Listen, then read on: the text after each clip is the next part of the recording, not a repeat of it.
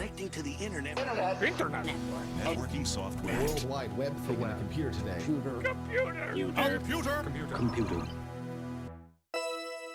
NetSurfer Pro. Hello and welcome to NetSurfer Pro, a whirlwind ride through the World Wide Web. I am your tour guide, Matt, and with me is... Galen! Hey, clap, clap, clap. We missed last week because of some scheduling and also because of feeling like dog doo-doo. But today, I am not feeling like dog doo-doo, at least. And I am no longer scheduling. I'm trying to think of what the opposite of dog doo-doo would be, but all I can think of is cat puke, which is also not very good. What if it's like a really rad cat? Oh, hairballs. Hairballs, there we go. I'm feeling like a hairball right now. Nope, doesn't sound quite right. You know what does sound right, though? The word right? Well, correct. But, more like right, as in Phoenix Wright, who, as we all know, is a famous video game president. It's the state of the meme. Oh, the state of the meme. All right, everybody, get out of your seats. We're here to listen to the state of the meme. New segment. Wait, no, sorry. No, hang on. Yes, please do stand and cross a hand over your heart for the national meme thumb. Which is just Rickroll. You will have to pause. This is an interactive segment. You're going to have to pause and Rickroll yourself and then come back. Okay, good. Okay, yeah. Welcome back to the fold. God, I love those drums at the start, in case you couldn't tell. Yeah, God, they're just... Listen, Never Gonna Give You Up isn't an unironically great song, but that's not what we're here to talk about today. So... what is State of the Meme? State of the Meme is a small segment that I introduce basically just to talk about like a meme for a little bit. Please don't stop listening. Don't stop listening. Yeah, we'll get to our feature presentation shortly. This is like the Pixar mini movie. Yeah. So basically, I don't want this podcast to kind of talk about what the current meme is, like we might talk about memes, but I want them to be like, I want us to have a lot to say about them if we do. This segment is basically for talking about whatever the current hot trend is, and to kind of, get in shorter ideas about them that obviously won't like take their entire episode, but will still give us a chance to like really dig into meme culture. Right. You could say that if we tried to do this for a whole episode, it would not be sustainable. Yes. As you can probably tell, we are going to be talking about Sauce Boy, the Things One video, which is the only reason that sus is known on the internet. So us. So yeah, we're going to be talking about Among Us. And kind of specifically, what I want to talk about is the meme of the idea of Among Us. Yes. So if you're not in the know, which you probably are, but Among Us is a video game, got really popular in 2020, features little like dudes wearing hazmat suits that kind of look like little red beans that have a little visor. And the game itself is basically kind of like a mafia style game. You have one imposter, or three technically, but nobody plays three. I mean, yeah, 3 on 7 is just a perfect imbalance. But yeah, you have a number of imposters who try to hunt down the other crewmates while everybody's doing tasks. It's a very social game where, you call meetings to discuss who you think is the imposter. You vote them out to throw them out. It's a fun little game. It kind of inexplicably got popular. It wasn't even released this year. It used to be a mobile game, but I think it got on Steam this year. And I would say the reason it got popular was because of a Twitch streamer. I believe it was Soda Poppin', played it on stream, and the soda poppin' effect happened, and then it became huge. Yeah, that sounds about right, because like it just kind of went from this small little game to suddenly a worldwide phenomenon, more or less overnight. And I mean, a lot of streamers have that effect. I mean, I Especially can't tell like the you. top 5 streamers. Yeah, I can't tell you how many times, like, as someone who is not in on like Twitch culture or streamer culture, I cannot tell you how many times like the Twitter sidebar will be like, "Nah, popular streamer said this or did this," and all the fans are raging, and I'm just like, "Okay, who?" Uh, but I'm not here to whinge like an old man. I'm here to talk about other people whinging like old men. Right. Yeah, so Among Us became super popular, and with it came memes, but the very idea of Among Us became itself a meme. In the sense that, like, not only it's like people would joke about Among Us a lot, and then they would be like Among Us in blank, like Among Us in VR chat, Among Us in Minecraft, stuff like that. And then people would start to put Among Us in anything and say, "Hey, look, it's Among Us." Yeah. So like anything that has that shape of like, you know, red or other color oval that has a smaller oval in it for visor would kind of become like, "Oh, look, it's an Among Us character." And I the like terminology of it also is part of it. So like sus means suspicious. It's something that like it's used a lot in shorthand. So like, you know, red is sus is a common thing to say, or like I think they're being sus. And so like the idea of sus kind of being ruined, quote unquote, by Among Us also became part of it, where like just the word sus isn't in and of itself kind of just an immediate like, now I have to think about Among Us. But the reason that I want to talk about it is because I think that the idea of being angry at Among Us memes represents something in a way that like past memes have not often.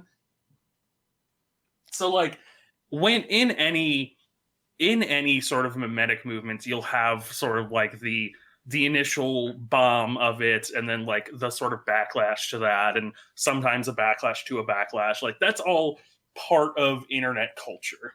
But there's something about Among Us memes that I love and want to study in particular, where I don't think I think that in Among Us memes, Among Us is the least important thing.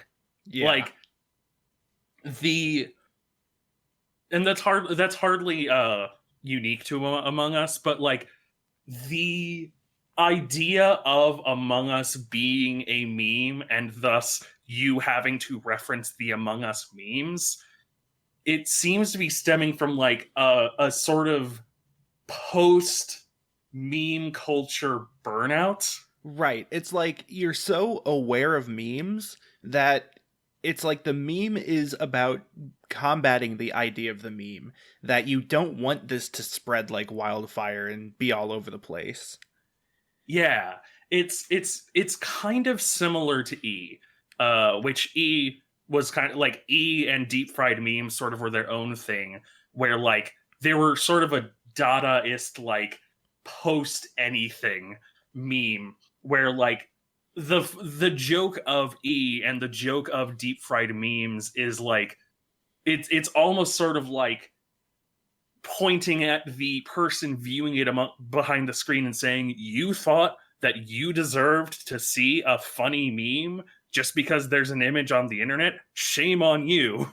Like, So, what is your hubris yeah. for thinking you deserve a funny meme? So to me, Among Us memes, especially the sus posting sort of like something that's in the shape of an Among Us crew member, reminds me a lot of Loss and of Megalovania, in that there are like forms. They're like these basic forms. Loss is a few lines in a 4-panel comic, Megalovania being 4 notes in a song, and the Among Us meme being like a dome in an oval. It's like these very basic shapes, basic forms that can manifest themselves super easily in other things. And so for one thing, it's very easy to like make an edit of something and be like, hey, look, it's this. But it Yeah. also causes people who are wrapped up in meme culture to like start seeing those all over the place. And like it gets infectious. And I think part of the animosity is that people realize that like these like looking for these memes is like inescapable, you know, that because they use these basic forms, they will appear all over the place. And it's more of a lashing out that like memes have poisoned your brain and your pattern recognition. You know, it's less, and I don't mean that in like a completely negative way, but in the sense that it's very self-aware of like how humor works and how memes work. Yeah, like you said, if there's one thing to stress, it's not that like this is a bad thing. I find this interesting because I honestly think it's quite funny, and I think it's quite sort of telling. Where like, uh, Loss and Megalovania, I think Loss more so, was and even to this day sort of is still like a haha got you, and the joke is a little bit on the person like reading it. It's the equivalent of like the circle hand game where you know you go, hey, what's this, and then they look at the circle and you go, ah fuck, I just lost. But like it's that but in internet meme culture, whereas Among Us, the point seems to be more that it's tiring. It's very tiring having this pattern recognition and having been so steeped in this culture, and just sort of it's a sort of inevitability that like we all know collectively that this is going to blow up. A bunch of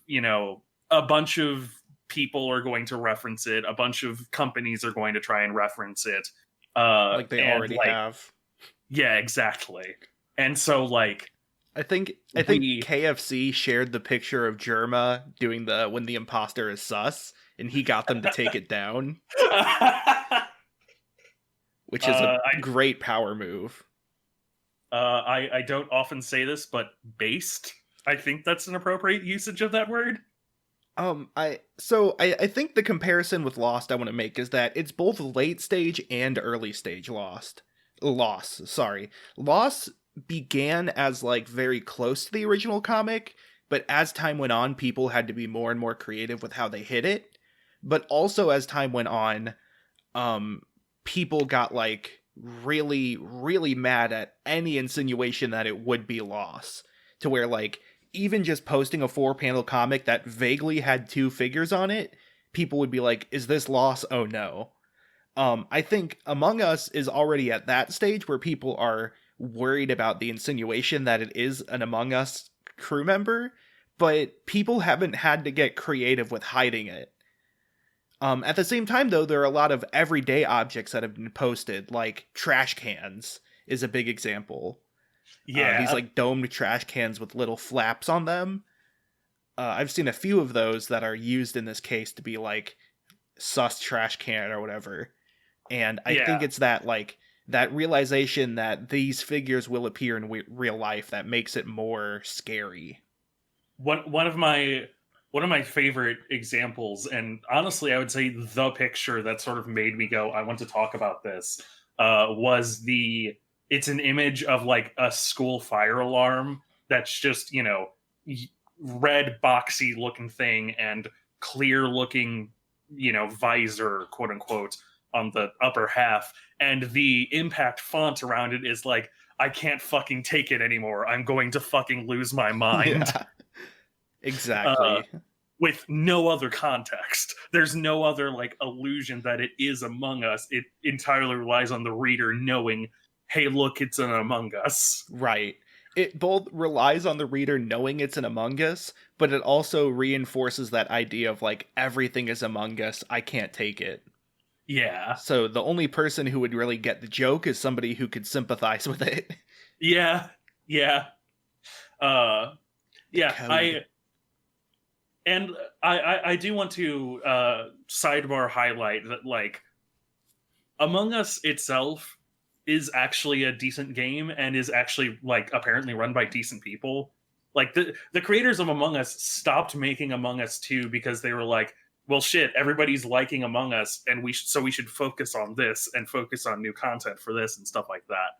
Like, Among Us, the quality of the origin of the meme has nothing to do with the meme a lot of the Right. time. Also, like, the game is very well designed. On Board Game Bros, my other podcast, we did an episode on it that really touched on, like, a lot of the clever design choices it makes. And its popularity isn't in spite of its success, like, its quality. It is very good, and it's deserving of its quality or its success. Yeah. I wish the creators all the best, and I do hope that the sort of explosion that they get propels them to greater heights. Yeah. Okay. So, that's state of the meme. Y'all can sit back down, be humble. It's time for our feature presentation, I suppose. Then, Indeed. so we talked a lot about, like, kind of existential dread at memes, but we're going to spin it back and talk about a much more lighthearted show, something that's very funny, but also not hyper ironic or critical. We are talking about Aunty Donna's Big Ol' House of Fun, a Netflix series released in 2020, filmed before the pandemic, of course, but released during it, and it's a great activity. It's like, what, 8 episodes? 6. 6 episodes. Very short, very fun. That's like long movie length. Yeah, it's not even like, it's 6 episodes, but they're not even hour-long episodes. It's 6, like, 23 or so minute episodes. Right, that's like The Irishman. Yeah. That's like Godfather, I know, too. That's right, I said I know Godfather 2. Nobody can stop me. The Godfather 2 also. It's I know that I think UK programming is often a 6 episode block. So I don't know if that's, like, just a thing with the EU, even though this isn't the EU. Yeah, this has nothing to do with the EU. What are you talking about? Well, I don't know how Australia is. I only have Okay. 3 Australian friends. So the series is based off, or is consisting of, the comedy trio Aunty Donna, which members are Broden Kelly, Mark Bonanno, and Zachary Rain. They are 3 friends from Australia, and the series itself does not take place in Australia. Instead, it takes place in California, I think specifically LA. Yeah. It was produced by Ed Helms and Scott Aukerman, to name a few of the producers. So it has a lot of guest stars from different comedy acts around there, and, like, different Earwolf podcast people. It primarily stars the 3 main members of Aunty Donna, as they kind of just have hijinks. It's like them at a house in LA just hanging out. The framework of the show is very, like, kid show-esque. Like, the first episode starts with them singing a song about how anything can be a drum. And while that, like, descends into this, like, really dramatic, like, cult-like moment, like, the joke isn't that it's a creepy kid show, but more like they do things you would do in a kid show.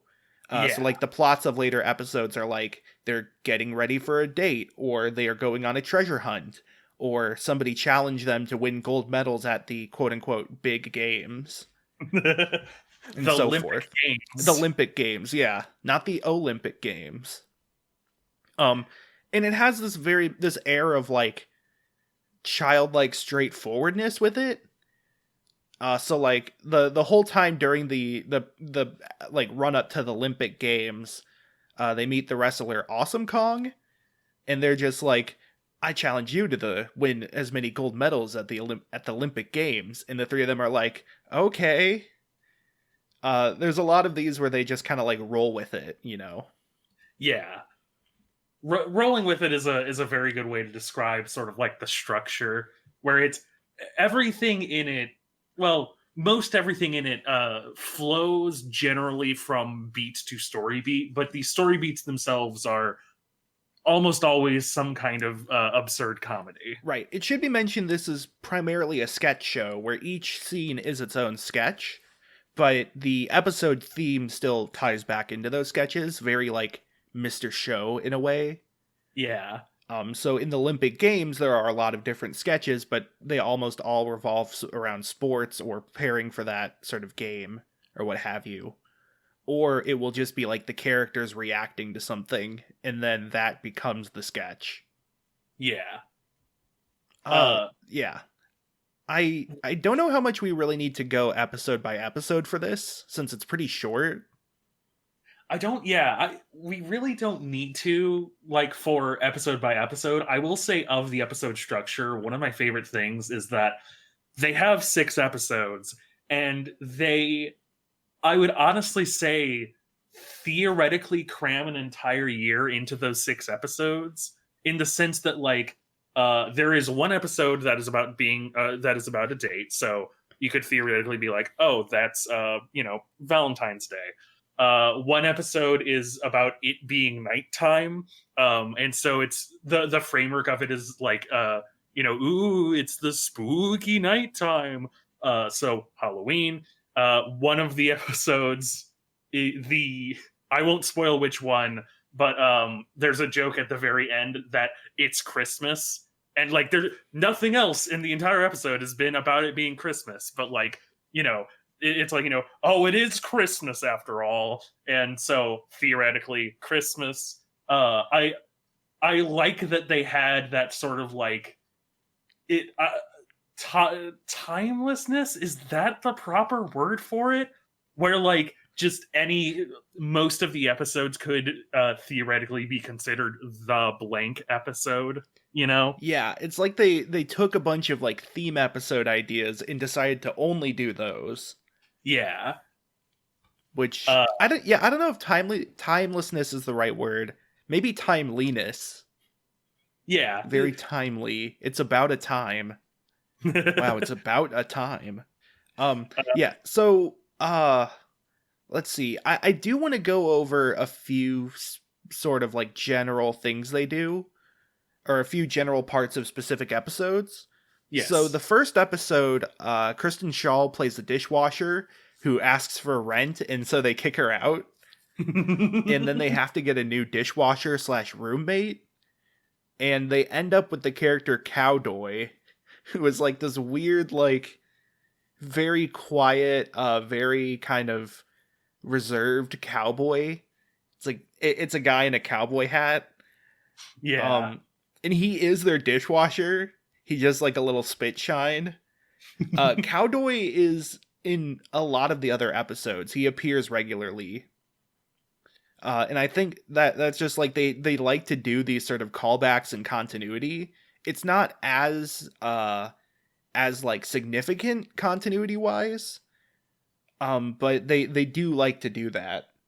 It's more like an Easter egg. So like there's one episode where actually, real quick, by the way, we should mention, like we said, short series, but also like it probably will be better if you watch beforehand, because inherently talking about a comedy series, we're going to kind of spoil some of our favorite bits. Yeah. Which I'm about to. So if the overall word, or I would say, is that before we continue, I like Aunty Donna quite a bit, because Aunty Donna kind of represents like standard internet humor to me.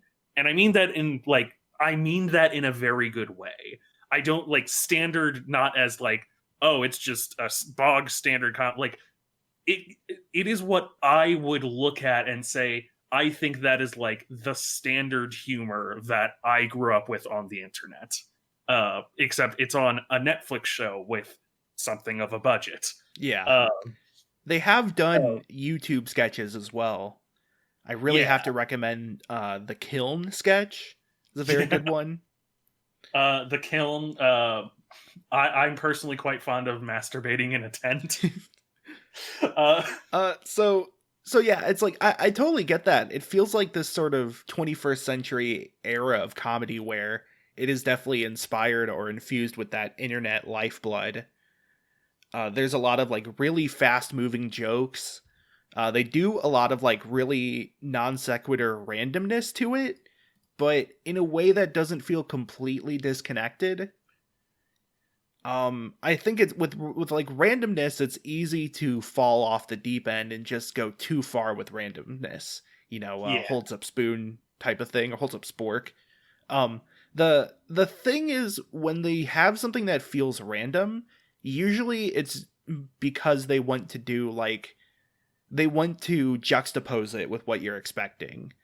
So like in the treasure hunt episode, when two characters dig out a treasure, it's just a DVD box set of The Crown. Which is also, it should be noted, a like recurring object gag. Yeah. I think. And so it's like it's kind of random in the sense that there's no real setup for it, but it is just like it's to juxtapose, instead of like gold, it's this DVD box set. Yeah. Another thing that I quite like is that they will often do, there are often jokes that like you could probably assume the punchline to, but even when they do a joke that you can probably assume the punchline to, they will usually sort of then have an additional aspect that is kind of completely out of left field in a very fun way. So in that specific bit, when they dig up, it's not a box set of The Crown, it's District 9. Oh, that's right. Yeah. Box set of The Crown is from a different sketch. Yeah. Although I believe a box set of The Crown does come up in one of the episodes as well. It comes up at least twice in the series. But they like dig up District 9. And one of the setups of the joke is that both of these characters are South African. And so they speak with weird, funny accents, but then they both secretly go up to, I think it's Zach is the one. Yeah. They both secretly go up to Zach and they're like, I'm not actually South African, I'm Scottish. Or, what another accent. I'm not South African, I'm New Zealand. Yeah. And it's like, they're both like, I've been faking that accent for 20 years for this guy. Oh, it's so good to not have to talk in that silly accent. And then at the very end, Zach, they're like, so Zach, is there anything you want to say to us? And Zach's like, yeah, guys, are you both, I think it's both time you both are honest with yourselves. Are you really South African? And the kind of obvious punchline is for both of them to go, fuck you, of course we are. But, so they do that, and it is still funny. And then suddenly out of nowhere, they're both like on obvious green screens, and they're like, anyway, we're going to fly out of here. We learned it from watching Medicine Man or whatever. And it's just, the very choppy editing of them just like flapping their hands and flying. Yeah. And it's out of nowhere, but in a way that like you can't get mad at. Yeah, I also the joke where it's like, why don't you be honest with yourselves is another moment that's like a kid show trope that is co-opted by the series and turned into a punchline. I guess another thing I want to mention is that they do, when they have more like edited, broken up scenes, they do a lot of quick edits. So a good example is the trendy barbershop scene where Broden goes into a trendy barbershop and Mark plays this like really, really like bro-y barber. Has things like a hair gel that's a mix of like Jack Daniels, hawk semen, and and like something else. I don't remember. But it's really great because like they keep cutting between Broden just sitting in the chair and then like all the other barbers in the shop just dancing and like doing the most ridiculous things, like smashing a beer bottle on a counter. Um, or another example is there's a bit with like a psychic, a mind reader, doing like a daytime television show, and every time the mind reader does anything, it plays this like intro theme song for the mind reader, played by Broden, who does this like wacky dance, and then it quickly cuts back to the mind reader being all serious, like, and I'm getting the name of your deceased loved one. It starts with an M.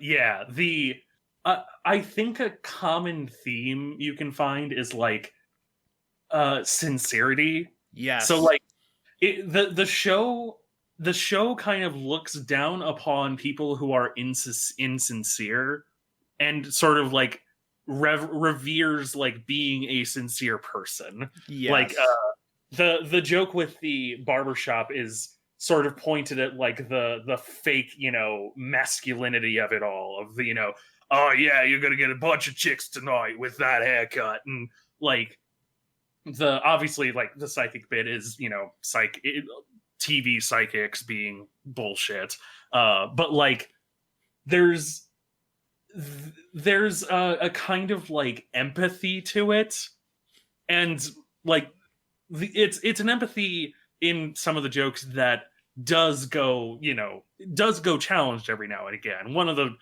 like the very first episode, one of the jokes is, when they have the kids show moment where it's like, hey, your family can be anybody, even a dishwasher, and they like look out to their destitute dishwasher, and then they're all like, fuck them, Cowboy's a much better roommate. Yeah.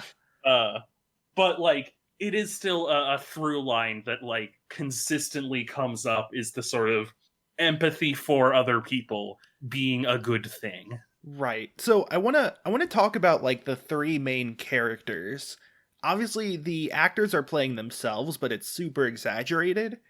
So they're very optimistic. They are very like forward thinking. They don't dwell on things that happen too much. They're very excited and energetic, and they are very emotionally available and like emotionally open. Yeah. And it's really refreshing in a way to have that be like the main characters. They appreciate each other. Something I thought was really interesting is that the show is very poly positive, or like poly pro Yeah. poly. Like the date episode, the whole idea is that they get an invitation to a date, and instead of it being like they're competing over it, it's just they're all trying to help each other look good. Yeah. Like even moreover as well, it's very poly positive. It's also very like it's also very gender positive. There is there's one specific segment where they I think it is brought up specifically like he, them, and her as, like pronouns for various people. But also like with the date episode, there's never any. I think literally the only time that they bring up an idea of gender is when they're at the barber shop, and obviously the masculine men are like, yeah, the chick's gonna be all over you tonight. Yeah, I Like, think they just call the date a hot date. yeah, it's the gender of the date is never like a thing, basically. And if there's one thing I'm not going to spoil, it's what the date actually is or who it is. Yes. Yes. That's one thing you're going to have to find out for yourself. It's a great bit. Yes. Um, Yeah, again, it's very refreshing in a way that feels modern and also just like very solid and humane, empathetic. yeah, because like it's there are good jokes to be made about being gay, about being trans, about sort of living your life as something outside of heteronormativity. But there's also something very refreshing about a show where like those are pointedly not factors. Like it is important that they are not important to the show.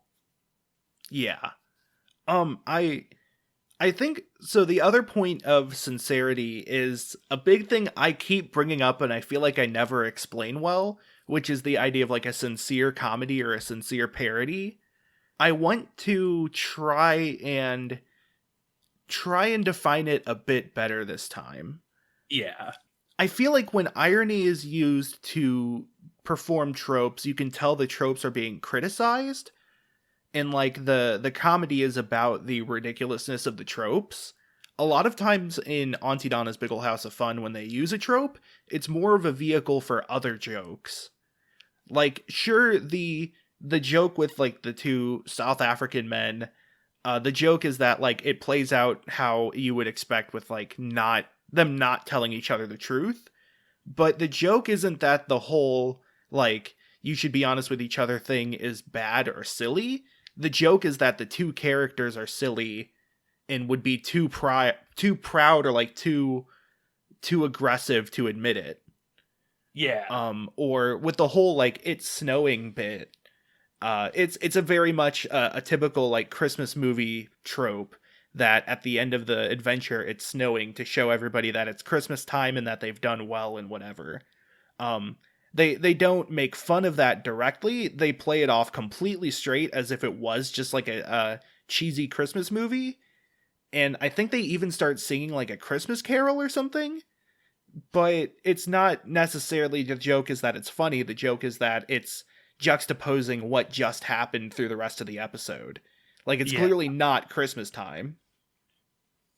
The joke is that it is, you know, the ending of, oh, it's a Christmas episode, but without any sort of build up that the entire joke has, like the entire episode has actually apparently been taking place during Christmas. Yeah.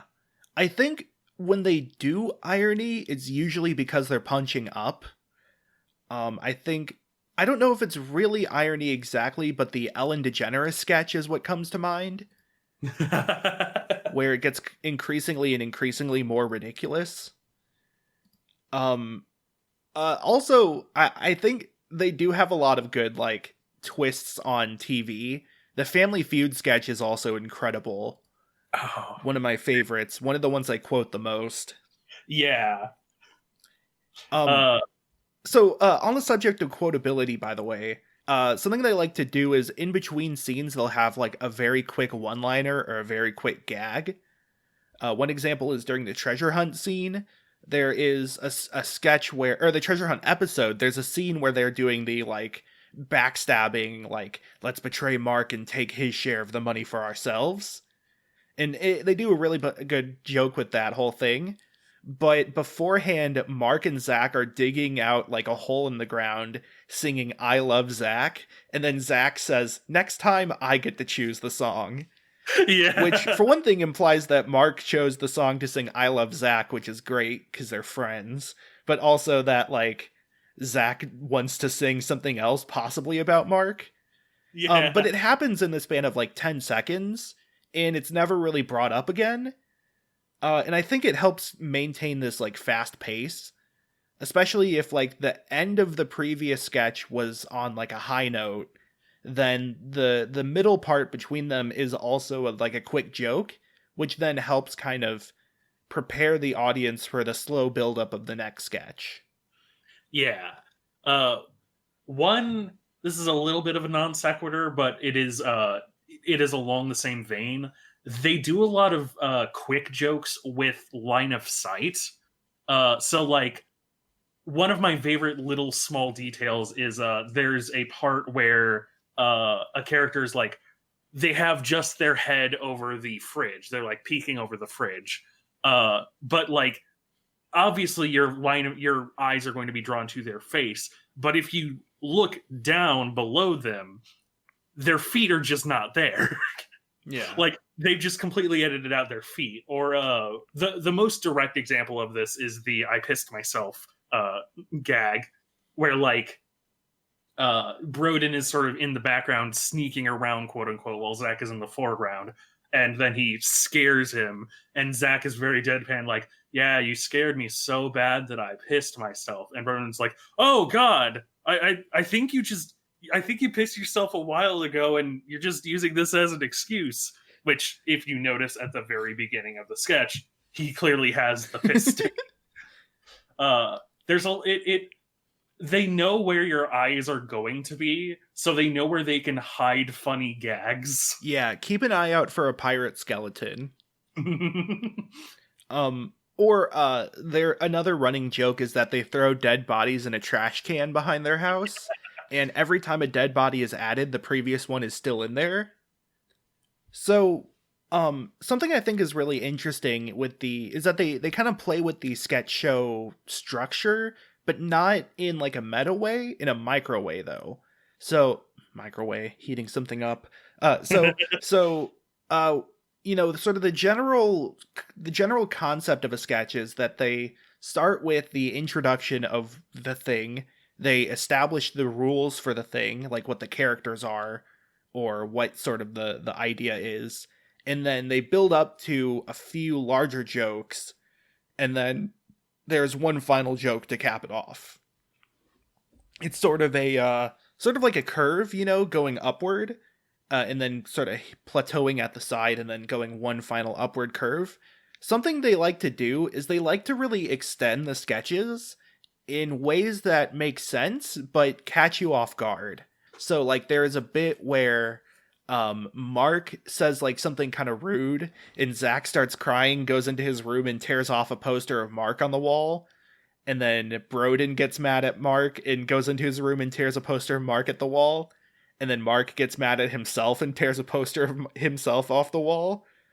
But then they go to like a FedEx or, a printing place, and they're like, hey, can we get new posters? And then the person working there is like, you come in here all the time and you keep getting posters. What do you think we are, made of paper?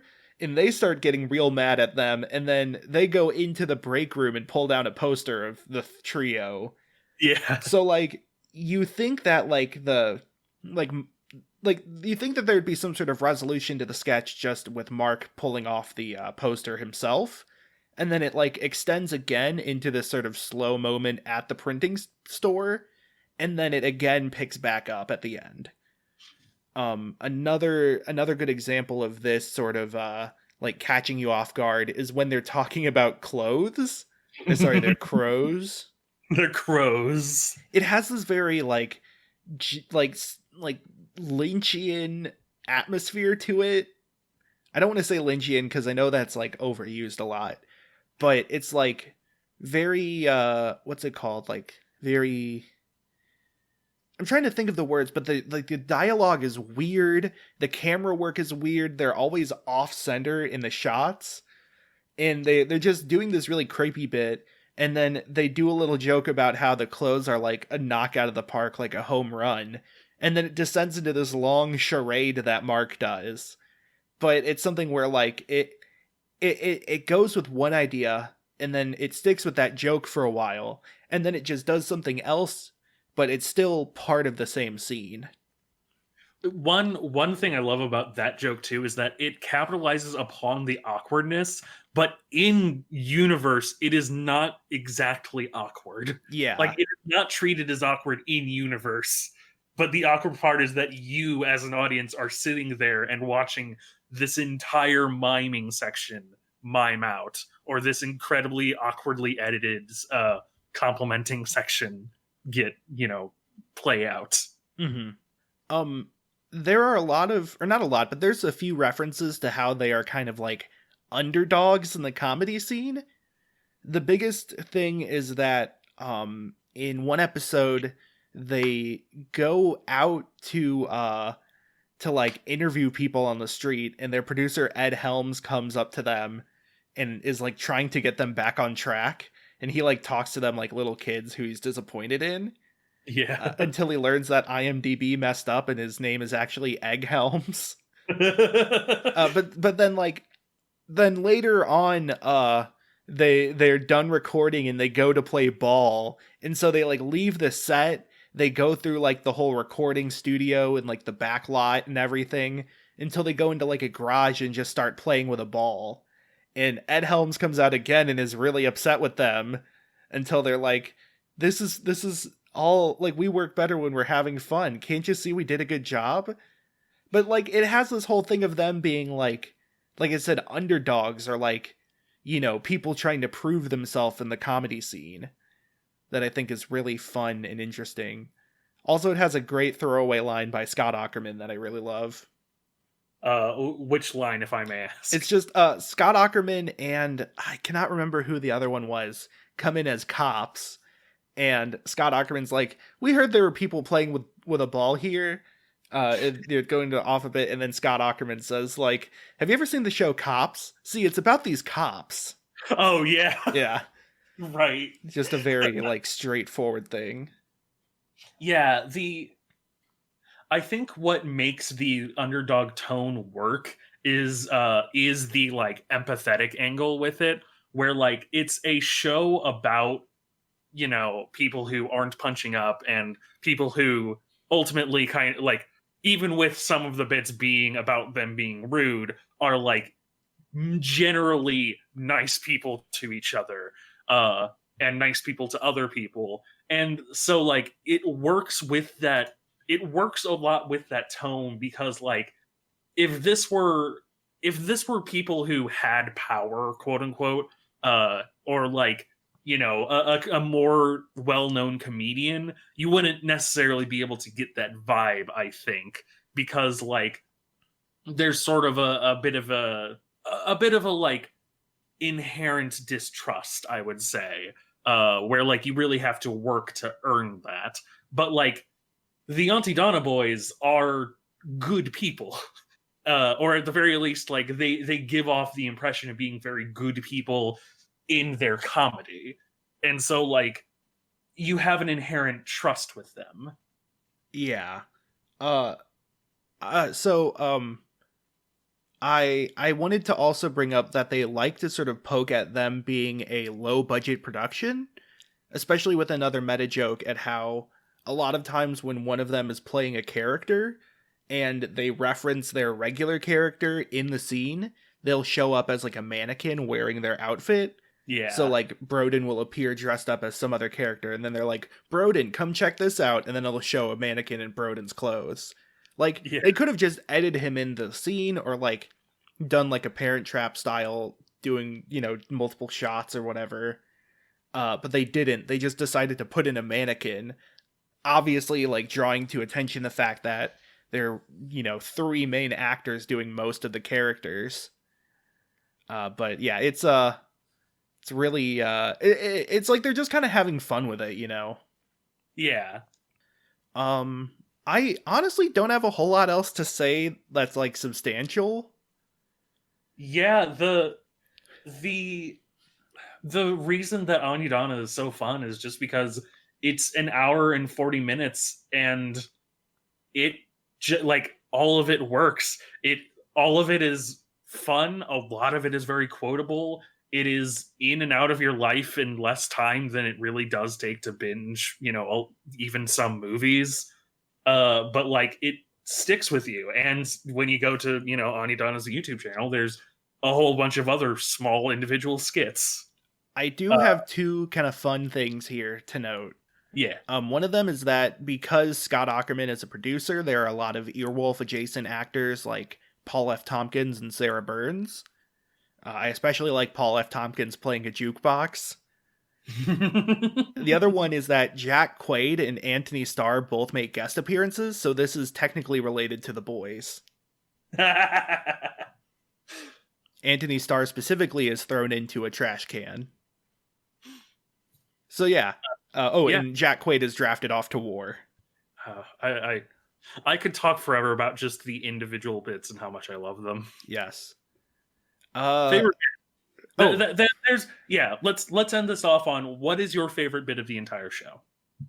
I really, really like the Family Feud bit.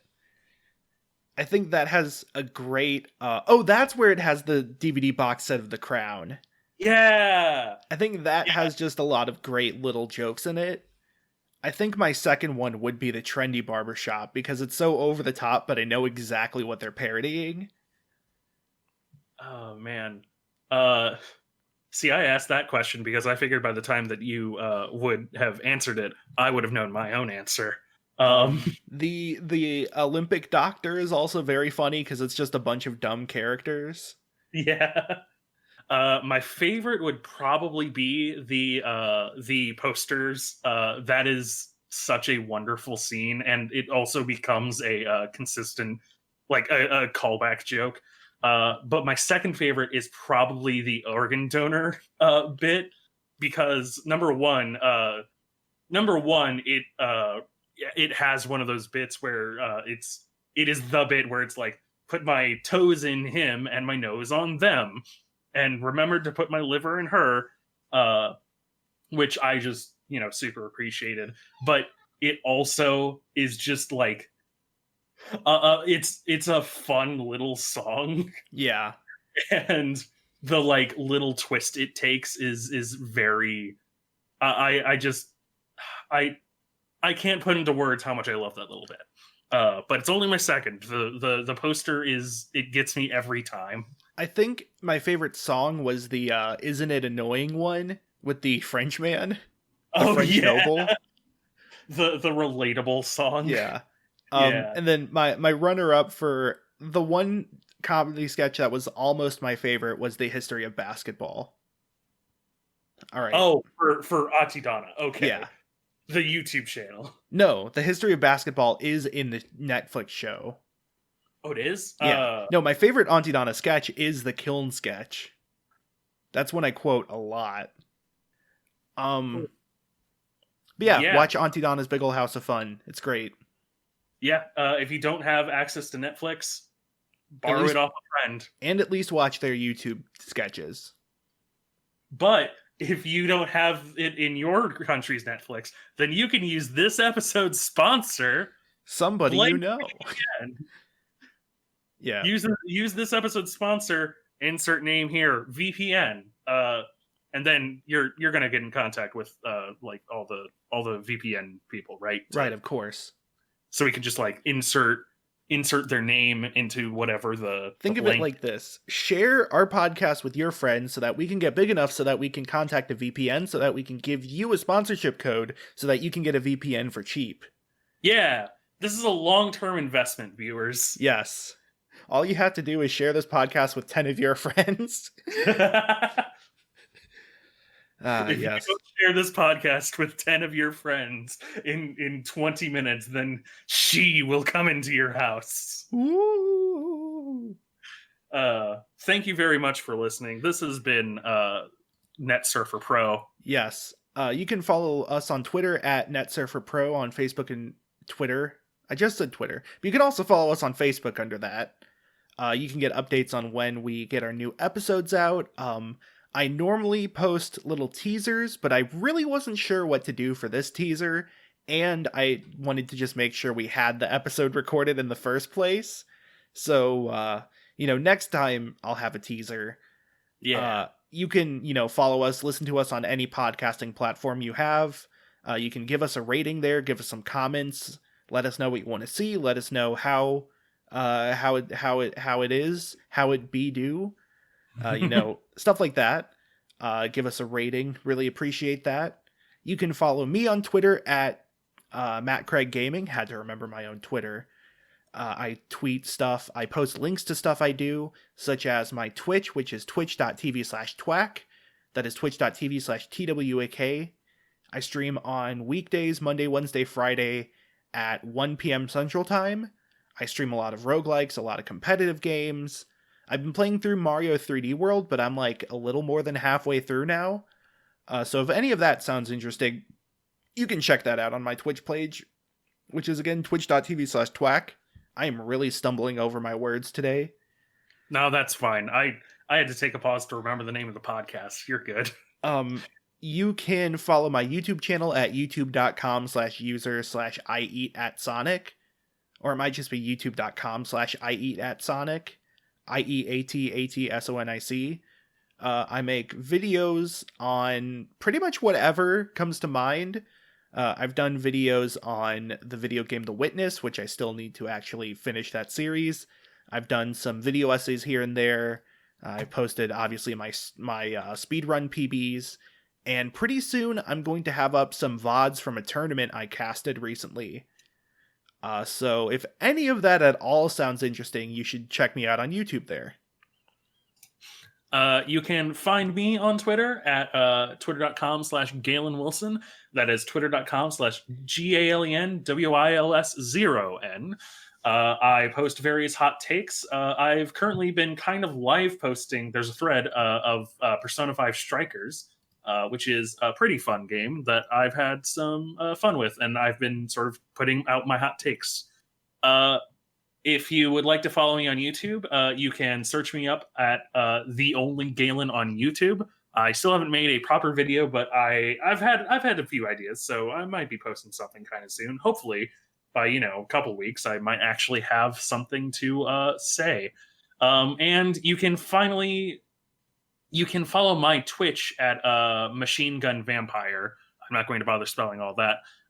Where there may be a streamed D&D series pretty soon. Ooh. Stream and dream. Dream and D. Stream and see? Stream and see. Be still, my beating heart. Another D&D podcast to keep up with. I know that's what you're all excited for. I only listened to 2, so being in 1 would be a step above, I think. That's true. Yes, Twack here is going to be in it, as well as another friend who will be named when I start streaming it. You know how it is. Yes. But yeah, I believe that's all the plugs I have. Thank you very much for listening. Now to unplug my mixer, which means see ya. See ya.